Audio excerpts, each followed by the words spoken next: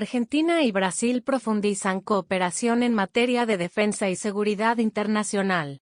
Se realizó en Brasilia la segunda edición del Mecanismo de Consulta y Coordinación Bilateral en el área de defensa y seguridad internacional entre Argentina y Brasil, a nivel de viceministros de Relaciones Exteriores y de Defensa.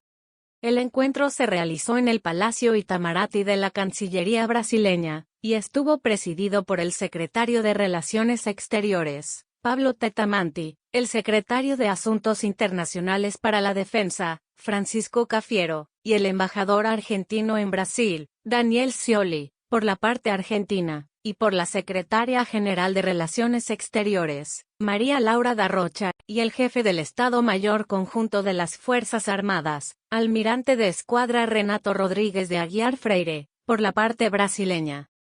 La reactivación del mecanismo, cuya última reunión fue en abril de 2018 en la ciudad de Buenos Aires, se enmarca en la Declaración Conjunta de Presidentes, firmada en enero del 2023 por Alberto Fernández y Luis Ignacio Lula da Silva, y en la convicción de Argentina y Brasil de continuar profundizando la relación en materia de defensa y seguridad internacional, que consolida la relación estratégica entre ambos países.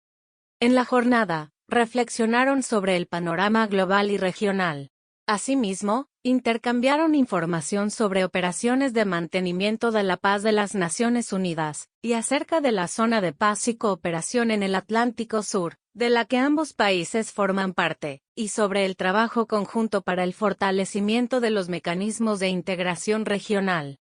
En cuanto a la cooperación bilateral en materia de defensa, resaltaron proyectos conjuntos como el vehículo blindado a ruedas Guaraní 6x6, intercambios militares y ejercicios combinados entre ambos países,